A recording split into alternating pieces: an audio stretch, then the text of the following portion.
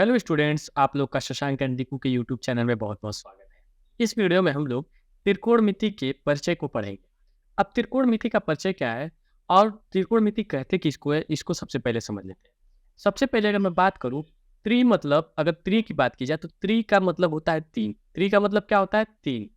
त्रि का मतलब तीन। अब कोण का मतलब होता है कोण। कोण का मतलब कोण या फिर इसी को कहते हैं एंगल। क्या कहते हैं? एंगल। होपफुली आपको समझ में आ रहा होगा। और मिति मतलब होता है मापना। मापना। तो तीन कोणों का जिसमें मापन हो उसी को क्या कहा जाता है? त्रिकोणमिति कहा जाता है। होपफुली आपको समझ में आ रहा होगा। त्रिकोणमिति को इंग्लिश में कहते हैं ट्रिग्नोमेट्री। ट्रिग्नोमेट्री। अब ट्राई मतलब होता है तीन, गुणो मतलब होता है भुजा और मेट्री मतलब होता है मापना। अब ध्यान समझिएगा, हिंदी का जब अर्थ निकालते हैं तो हिंदी के अर्थ में तीन कोणों का मापन होता है, लेकिन इंग्लिश में अगर अर्थ निकालते हैं तो तीन भुजाओं का मापन होता है। तो कुल मिला जुला के अगर मैं बात करूं तो त्रिकोणमिति में आपके क्लास 10th में दिया हुआ है, तो त्रिकोणमिति में हम लोग या तो तीन भुजा या फिर तीन कोणों का क्या करेंगे? मापन करेंगे। होपफुली आपको समझ में आ रहा होगा। अब देखिए, त्रिकोणमिति जो होता है वो पूरा डिपेंड करता है समकोण त्रिभुज पे। किस त्रिभुज पे? समकोण त्रिभुज पे। अब कहेंगे सर समकोण त्रिभुज क्या होता है? पहले हम समकोण त्रिभुज को समझेंगे, फिर उसके बाद हम त्रिकोणमिति के बारे में क्या करेंगे? अध्ययन करेंगे। अब अगर मैं कहूँ समकोण, तो अब ध्यान से देखिए, ये वाला जो त्रिभुज है ये एक समकोण त्रिभुज है। अब कहेंगे सर कैसे? अब देखिए, यहाँ पे एक भुजा है सी से आ रही है बी के पास, यहाँ पे आ रही है कि नहीं आ रही है? तो यहाँ पे एक सिर्फ सी है, एक बी है और एक ये है। अब देखिए, जब कोई लंबवत रेखा, लंबवत मतलब कि सीधी रेखा अगर जाए और उस पे कोई एक सीधी रेखा, अब तो थोड़ी सी टेढ़ी हो जा रही है मेरी, ये अगर पेंसिल से खींचेंगे तो ये पटरा लेके जब खींचेंगे इसे लाइन, तो एकदम सीधी लाइन खिंचाएगी। तो जब सीधी रेखा खींचते हैं एकदम सीधे और किसी ये रेखा जो जा रही है, इनके बीच में यहाँ पे एंगल बन रहा है, यहाँ पे क्या बन रहा है? एंगल बन रहा है। तो ये जो एंगल बनता है, ये वाला एंगल, यही 90 डिग्री का होता है। कितने डिग्री का होता है? 90 डिग्री का। अच्छा ये बताइए कि इधर 90 डिग्री का बन रहा है तो फिर इधर भी तो 90 डिग्री का बनेगा। बोलिए, जब इधर 90 डिग्री का बनेगा तो इधर भी 90 डिग्री का बनेगा। तो ये 90 डिग्री का एंगल बनता है। अब देखिए, ये वाली रेखा आ रही है और यहाँ पे जाके मिल रही है शीर्ष पे और इधर जा रही है। तो यहाँ पे जो एंगल बन रहा है, यहाँ पे एंगल, ये कितने डिग्री का एंगल बन रहा है? 90 डिग्री का।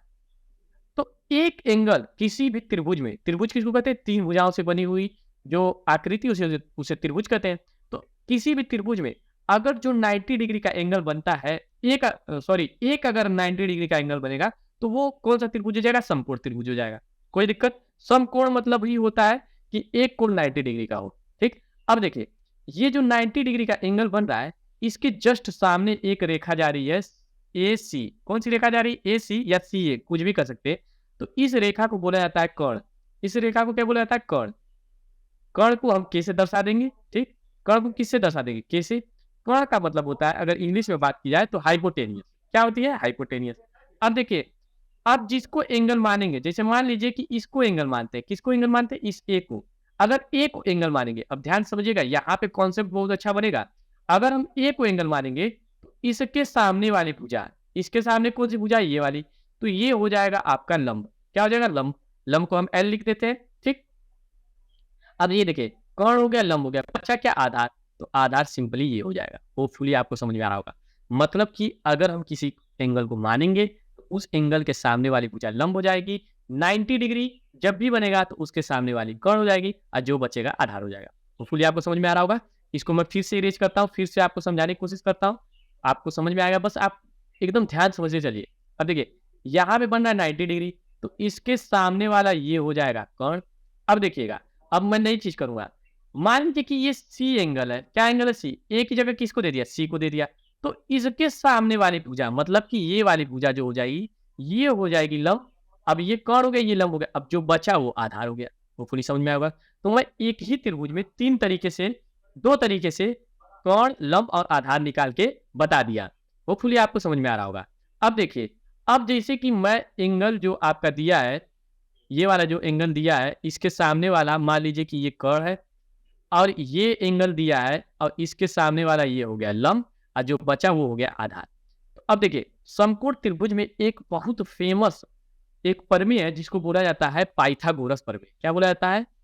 पाइथागोरस पाइथागोरस गोरस प्रमेय।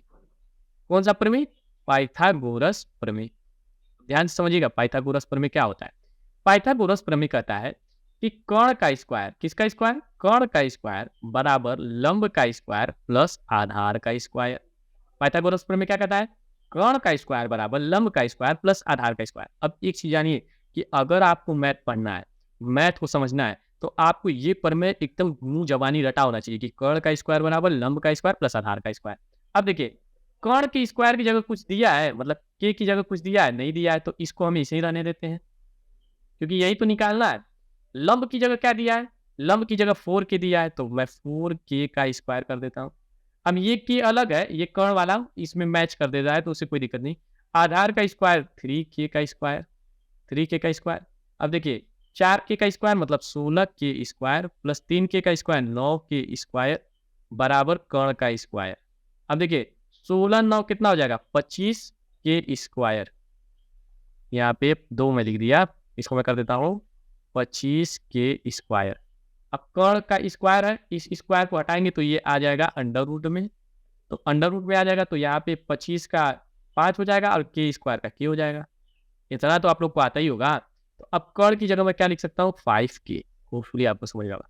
ये मैं केवल इंट्रोडक्शन दिया हूँ कि पाइथागोरस प्रमेय क्या होता है, समकोण त्रिभुज क्या होता है। अब हम आएंगे सवाल के ऊपर। ये मैं त्रिकोणमिति के बारे में बता दिया, अरे समकोण त्रिभुज और उसके बारे में। अब त्रिकोणमिति के परिचय की बात करेंगे तो सबसे पहले त्रिकोणमिति में आपको 6 चीजें याद रखनी है। सबसे पहले साइन, साइन के बाद कॉस, मेरे साथ साथ बोलते रहिए, sine cos tan, sine cos tan. अब कोई भी एंगल मान लीजिए मैं थीटा मान लेता हूँ, sine theta cos theta tan theta. Hopefully आपको समझ में आ रहा होगा, sine theta cos theta tan theta. Sine का उल्टा, साइन का उल्टा कॉसेक, साइन का उल्टा कॉसेक थीटा, कॉस का उल्टा सेक थीटा। अब मैं उल्टा क्यों कह रहा हूं अभी समझ में आएगा। टैन थीटा का उल्टा कॉट थीटा। ध्यान समझते चलिए, ठीक हो गया। अब देखिए साइन थीटा, अगर मैं यहाँ पे लिखूं LAL, लाल बटा कक्का। अब कहेंगे सर ये क्या लिख के दे दिए, लाल बटा कक्का? अभी बताता हूं। अब देखिए सबसे पहले मैं किसको लिखा हूं? साइन थीटा, तो लंब बटा कर्ण, लंब बटा कर्ण। एल से हम लंब को दर्शा रहे थे, कर्ण को कैसे? तो लंब बटा कर्ण, ये हो गया ठीक। फिर उसके बाद कॉस थीटा, आधार बटा कर्ण, आधार बटा कर्ण, ये शॉर्ट ट्रिक है याद करने की। फिर उसके बाद टैन थीटा, लंब बटा आधार। हम सीक्वेंस से चलेंगे, अगर ये सीक्वेंस आप गलत लिख देंगे, साइन के बाद टैन लिख दे, तो ये फिर गड़बड़ हो जाएगा, ये फॉर्मूला काम नहीं आएगा। तो हमको सीक्वेंस चलना होगा, sine theta cos theta tan theta, sign theta cos theta tan theta. फिर साइन के अपोजिट कॉसेक, कॉस के अपोजिट सेक, टैन के अपोजिट कॉट। साइन थीटा मतलब लंब बटा कर्ण, कॉस थीटा मतलब आधार बटा कर्ण, और टैन थीटा मतलब लंब बटा आधार। अब हम साइन थीटा का उल्टा कॉसेक लिखे तो इसका उल्टा करेंगे, कर्ण बटा लंब, कर्ण बटा लंब। आधार बटा कर्ण तो कर्ण बटा आधार, उसका उल्टा करते चले जा रहे हैं, कुछ नहीं कर रहे हैं हम लोग, क्या कर रहे हैं? उल्टा कर रहे हैं बस। यहाँ पे कर्ण बटा आधार हो जाएगा, ठीक। और एक कॉट थीटा, आधार बटा लंब। होपफुली आपको समझ में आएगा। एक बार आप क्या करिएगा, पेन कॉपी लीजिएगा, लाल बटा कक्का लिखिएगा, LAN लाल, अब बटा करके KKA कक्का लिखिएगा। फिर उसके बाद sine cos tan, sine cos tan, फिर साइन का उल्टा कॉसेक, कॉस का उल्टा सेक, टैन का उल्टा कॉट लिखिएगा। और इस जो आपको मैं बताया हूँ इसको याद कर लीजिए, और आपका पहला जो चैप्टर है प्रश्नावली जो है पहली, वो वाली प्रश्नावली एक्सरसाइज आपकी लग जाएगी। अब देखिए, अब हम सीधे सवाल पे चलते हैं। कह रहा है कि tan A का मान दिया है 4/3, तो उसके जगह 4k और 3k दे दिया है, वो कोई एक चर लगा देता है, उससे कोई मतलब नहीं। तो कोण ए के अन्य त्रिकोणमितीय अनुपात ज्ञात कीजिए। कोण ए के, तो कोण ए किसको कह रहा है? कोण ए मतलब कि ये वाला कोण। अरे ये बताइए, अगर कोण सी कहता तब हम इसको मानते, लेकिन ये कह रहा है कि भाई कोण ए, तो कोण ए हम इसको मान लिए। अब देखिए ये 3k ये 4k है। अभी हम जस्ट पढ़ के आए हैं कि अगर देखिए 90 डिग्री के सामने वाला कोण होता है, बोलिए होता है कि नहीं? एंगल ए के सामने वाला लंब होता है, और जो बचेगा वो आधार होता है। तो जब कर्ण आपको पता करना होगा तो आप क्या करेंगे? कर्ण का स्क्वायर बराबर लंब का स्क्वायर, लंब का स्क्वायर प्लस आधार का स्क्वायर।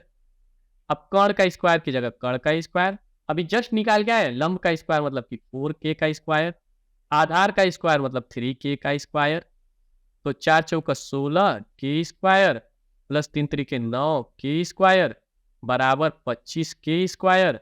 और यहाँ पे के स्क्वायर अगर हटा देंगे, यहाँ पे के स्क्वायर था, के स्क्वायर हटा देंगे तो ये अंडर रूट में चला जाएगा, 5 के आ जाएगा। अब यहाँ पे क्या मान रखा जाएगा, 5 के। तो अब ध्यान से समझिएगा, देखिए साइन ए अगर हमको ज्ञात करना हो तो सबसे पहले मैं लिखूंगा लाल बटा कक्का, लाल बटा कक्का लिखूंगा। अब सबसे पहले लिखूंगा साइन ए, क्या लिखूंगा, साइन ए। साइन ए का मतलब ये, तो इसके हिसाब से लंब को नहीं, ये आधार ये और कर्ण ये, तो साइन ए मतलब कि लंब बटा कर्ण। लंब बटा कर्ण होता है कि नहीं, लंब बटा कर्ण। तो साइन ए की जगह लिखेंगे लंब बटा कर्ण। अब देखिए लंब कितना है, 4 के, 4 के, और कर्ण कितना है, 5 के, 5 के से के कट गया तो 4/5 आ गया। साइन ए का मान आ गया। साइन के बाद हम कॉस ए का मान ज्ञात करेंगे। कॉस ए का मतलब आधार बटा कर्ण, आधार बटा कर्ण। आधार की जगह कितना है, आधार की जगह 3 के, 3 के, और कर्ण की जगह 5 के लिख दिया मैं। के से के कैंसिल आउट, 3/5। tan ए का मान, अच्छा ये बताइए tan ए का मान तो यहाँ पे भी दिया है 4/3, तो हमको इसको निकालने की जरूरत है, नहीं निकालने की जरूरत है। अब देखिए साइन, साइन निकालनी है तो साइन का उल्टा मैं बताया था कॉसेक ए, साइन का उल्टा क्या बताया, कॉसेक। अब देखिए साइन का 4/5 है तो कॉसेक का हो जाएगा 5/4, ठीक।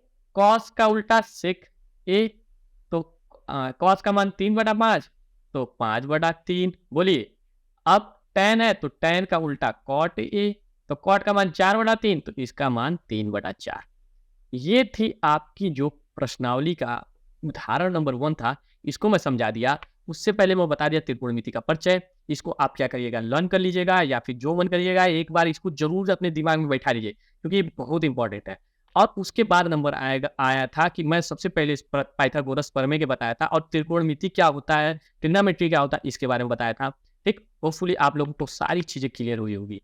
अब देखिए अगर आपको चैनल में जो भी चीज़ें समझ में आ रही हैं, अगर थोड़ा भी समझ में आ रहा है तो हमारे चैनल से ज़रूर जुड़िए। हम पूरी ट्रिग्नोमेट्री को पढ़ेंगे। इससे पहले मैंने कई वीडियो जैसे द्विघात समीकरण का, बहुपद का, ये सारी वीडियो अपलोड कर दी है, ठीक। तो आपको बहुत मज़ा आ रहा होगा।